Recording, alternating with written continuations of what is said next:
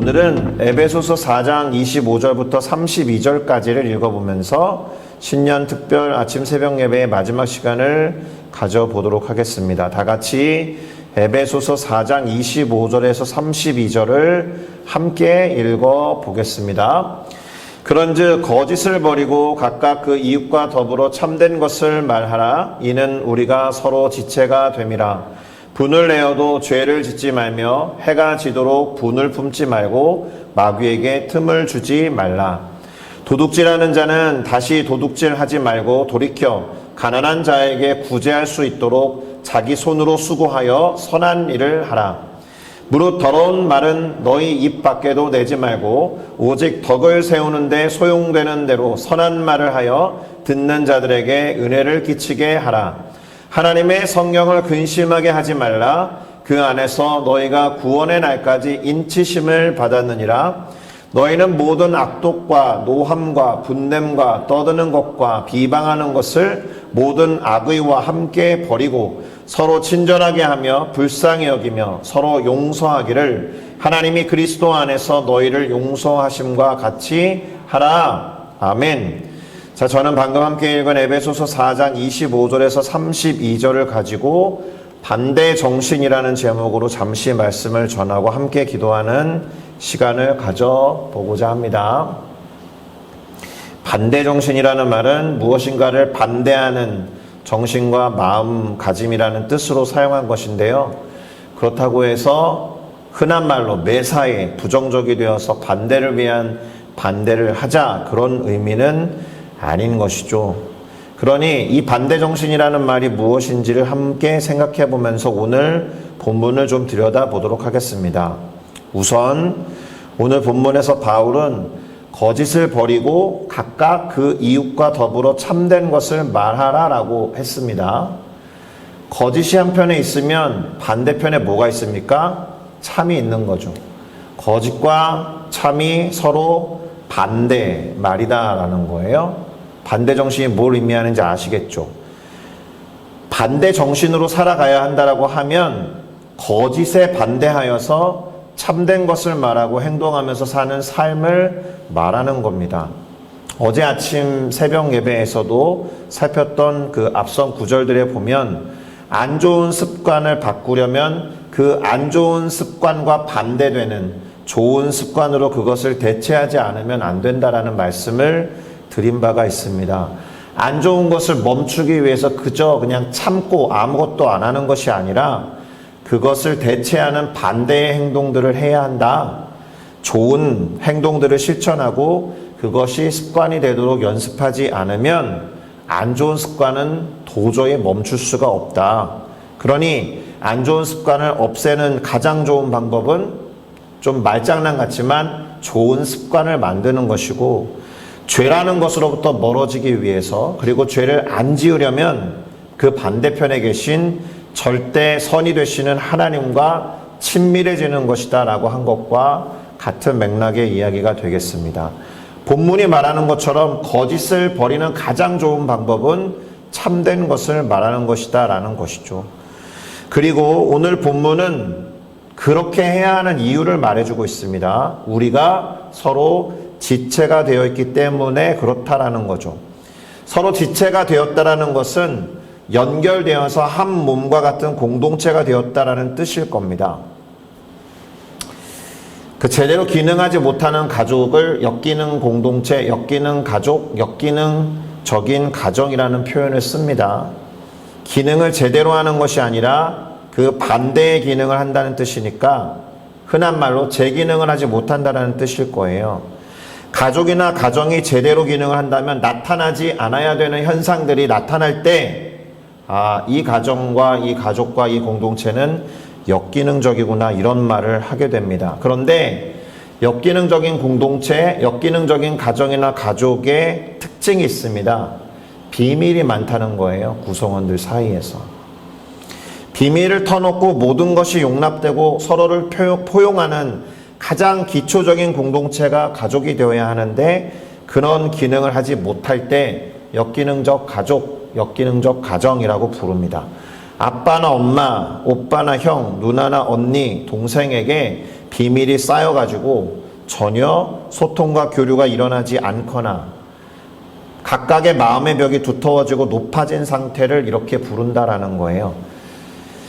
쉽게 말해서 가족 구성원들 사이에 충분한 신뢰가 쌓이지 않은 경우에 또는 쌓여 있었던 신뢰가 무너져 내린 경우에 믿을 수 없기 때문에 비밀이 많아진 경우를 이름하여 그렇게 부릅니다. 학교에서 자녀가 왕따를 당했을 때 우리가 접하는 대부분의 사례에서 부모님이나 형제들에게 말하지 못하잖아요.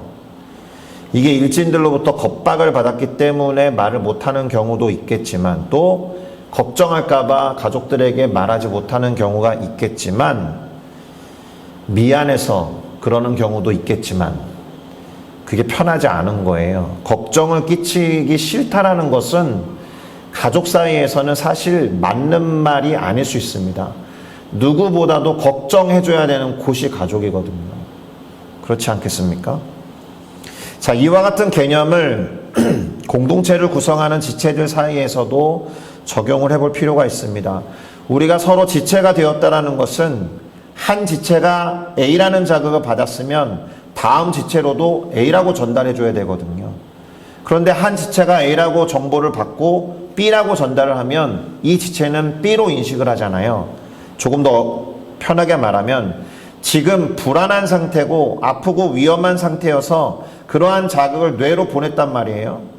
근데 뇌가 그것을 제대로 인식하지 못하고 괜찮다라는 명령을 다른 지체한테 내려버리면 병을 키우게 되는 거예요. 몸이 망가지게 된다는 겁니다.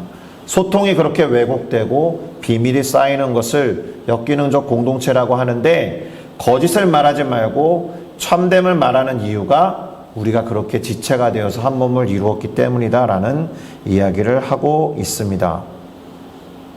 다음으로 본문은 분을 내어도 죄를 짓지 말며 해가 지도록 분을 품지 말라라고 했는데 그렇게 되면 그 다음 구절에 나와 있듯이 마귀에게 틈을 주는 것이 되기 때문에 그렇습니다.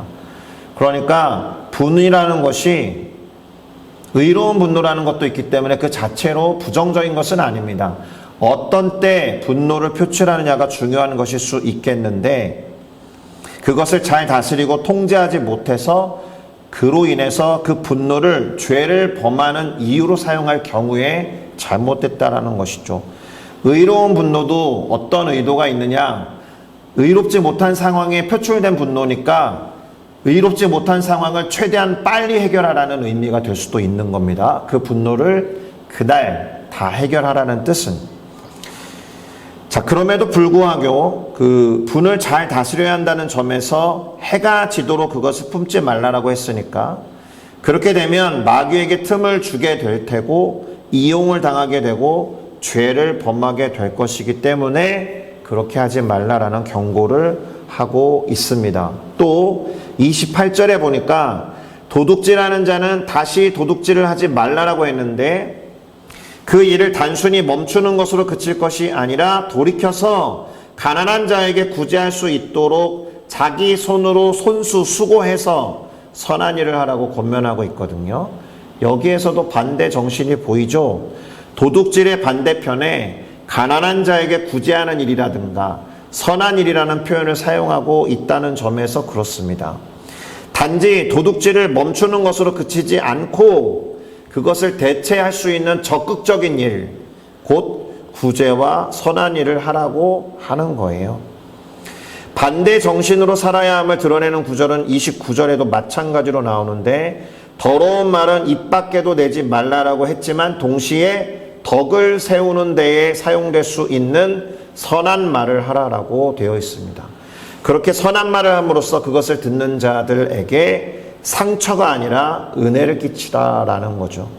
그러니까 지금까지만 정리를 해봐도 거짓 대신에 참된 것, 도둑질 대신에 구제와 선한 일, 더러운 말 대신에 선한 말 이렇게 하라고 했으니까 거짓과 도둑질이나 더러운 말에 반대 정신으로 삶을 살아가야 한다라고 말씀하신 것과 같다라는 겁니다. 자, 그런데 우리가 오늘 본문이 말하고 있는 것과 마찬가지로 세상 사람들의 일반적인 모습과 반대 정신으로 살아가지 않으면 그 다음 구절에 나와 있듯이 하나님의 성령을 근심하게 할 수 있다라는 거예요. 바울은 하나님의 성령을 근심하게 하지 말라라고 하면서 이유를 말하는데 그게 무엇이냐? 그 성령 안에서 우리가 구원의 날까지 인치심을 받았다라는 게 이유예요. 인치심을 받은 것에 대해서 생각해 볼 필요가 있죠. 인치심이라는 것은 도장을 찍었다라는 뜻이거든요. 도장을 찍어서 뭔가를 표시해 두었다. 어떤 때 도장을 찍습니까? 계약서 같은 경우에 도장을 찍죠. 그러면 계약서의 내용을 지키고 준수하겠다는 의미가 되는 거예요. 그리고 그 계약서의 내용이 내가 아는 바 참된 것이다 라는 의미에서 도장을 찍는 거예요. 또 어떤 경우에 도장을 찍습니까? 예술을 행하는 작가가 자신의 예술 작품에 도장을 찍는 경우가 있습니다. 그것이 내 작품이다 라는 뜻이 되는 거죠. 오늘 본문에서의 성령의 인치심도 이와 유사한 경우로 해석해 볼 수 있습니다. 계약서에 도장을 찍는다라는 것은 무엇인가를 보증하고 보장한다는 뜻이니까 성령이 우리가 받은 구원을 보증한다는 뜻이에요. 그리고 예술작품에 빗대서 설명을 해보면 성령께서 우리의 주인이 되신다는 뜻도 되는 거예요. 자, 두 경우 모두 성령이 우리의 보증인이 된다는 뜻입니다. 자, 그러면 보증인이 언제 근심합니까? 내가 보증하고 보장한 사람이 약속대로 이행하지 않거나 그럴 때 이 약속이 안 지켜지겠는데 하면 근심하게 되죠. 손해보겠는데 이렇게 되죠. 도망가는 거 아니야? 라고 하는 의심이 생겨날 때 근심하게 된다라는 거예요. 이게 보통 사람한테 보증 서지 않잖아요. 엄청난 신뢰와 믿음이 있을 때 보증을 서고 도장을 딱 찍어주는 것인데 그 믿음과 신뢰에 합당한 삶을 그 사람이 살지 않을 때 보증인은 근심하게 된다라는 겁니다. 이런 관점에서 볼 때 오늘 본문 마지막 두 구절도 그렇게 이야기를 해볼 수 있습니다. 구체적으로는 모든 악독과 노함과 분냄과 떠드는 것과 비방하는 것을 모든 악의 곧 악한 뜻과 함께 버리라고 했거든요. 이렇게 하기로 하나님과 약속하고 보증받았단 말이에요. 그런데 이렇게 이행하지 않으면 보증하신 성령이 근심하겠죠. 그러면 반대 정신으로 어떻게 하라는 거예요? 서로 친절하게 해라, 불쌍히 여겨라, 서로 용서하라고 했는데 어떻게까지 하라고 했느냐? 하나님이 그리스도 예수 때문에 우리를 용서하신 것 같이 그렇게 용서해라. 우리가 이렇게 행할 때 우리에게 인치시고 도장 찍으시고 보증하신 성령께서 근심하시는 것이 아니라 기뻐하시는 삶을 살게 된다라는 겁니다. 할렐루야. 그러니 오늘은 반대정신이라는 이 말과 함께 성령의 보증하심을 의미하는 인치심이라는 단어를 기억하면서 하루를 시작하시고 살아가시기를 권면드립니다. 자, 오늘로써 신년 특별 아침 새벽 예배를 마무리합니다. 그러나 동일하게 매주 화수 목 금요일에는 아침 새벽 예배를 드립니다. 묵상과 함께 진행을 합니다. 매일 올려드리는 말씀 산책이 쉽지 않아 보입니다. 에베소서 말씀을 선택했기 때문에 그렇게 보일 수 있습니다. 그러나 어렵다라는 것이 말씀을 읽지 않고 묵상하지 않는 핑계가 되어서는 안 될 겁니다. 포기하지 마시고 말씀을 읽어나가면서 묵상하시기를 바랍니다. 우리가 하는 기도, 또 우리가 하는 행동들이 말씀에 근거한 것이 되기 위해서 그래야 한다는 거예요. 이 말씀과 기도가 함께 갈 때 우리 하나님께서 우리와 함께 가 주실 것이고 우리에게 쉼을 주실 것입니다. 그것이 진정한 평강이면서 동시에 진정한 천국, 곧 하나님의 나라가 될 줄로 믿습니다. 한 주간 동안 이 아침 새벽마다 나와서 예배하시고 기도하시느라고 수고하셨습니다.